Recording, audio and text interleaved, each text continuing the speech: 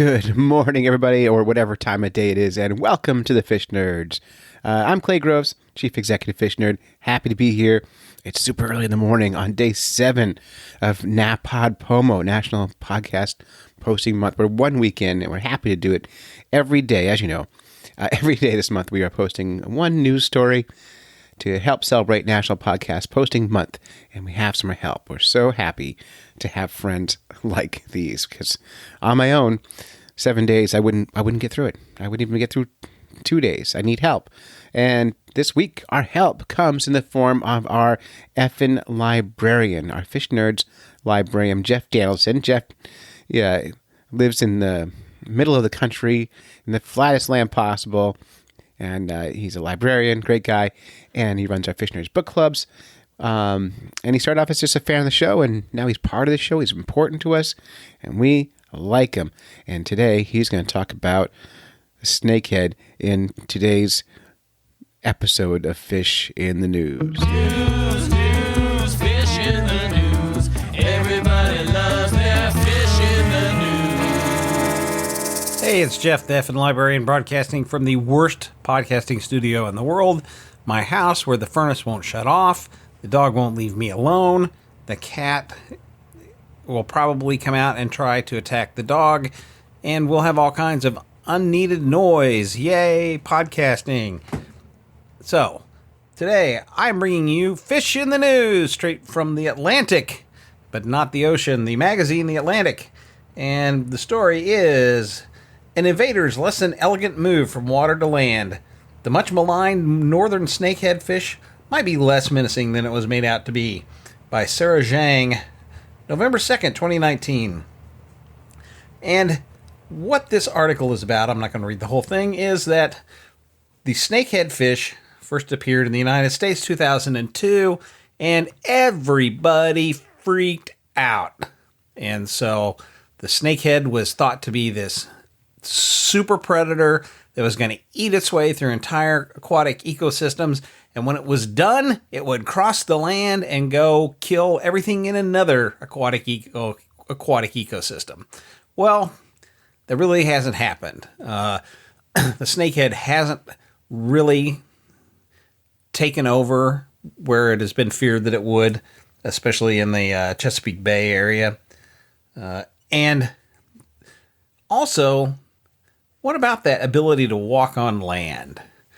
How good can a northern snakehead actually transport itself across the land? So what we have here is a problem of people lumping all kinds of a certain kind of fish in together. So there are many, many, many different types of snakehead fish. And the northern snakehead is just one. Some of them are much better at traveling across land than others. So they decided to find out actually how well can the northern snakehead cross land. And so Noah Bressman, a graduate student at Wake Forest University, with the help of the Maryland Department of Natural Resources, decided to find out how likely the fish were to leave the water in search of a new place to live.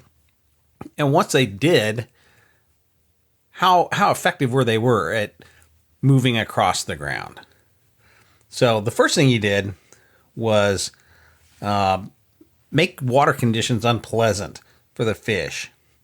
And they would climb out of the water if the water conditions got too bad.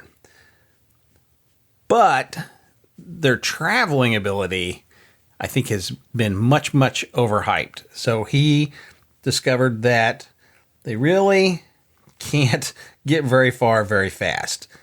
Let's see where exactly that is, but said that the fastest they ever went was half a foot per second and a total of 20 feet in distance. So they don't move very well. They're very clumsy.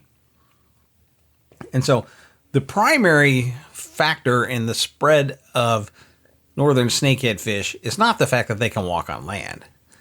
The primary factor is people releasing northern snakeheads into aquatic environments. That's how they initially got into the Chesapeake Bay drainage. That's how they got into Arkansas.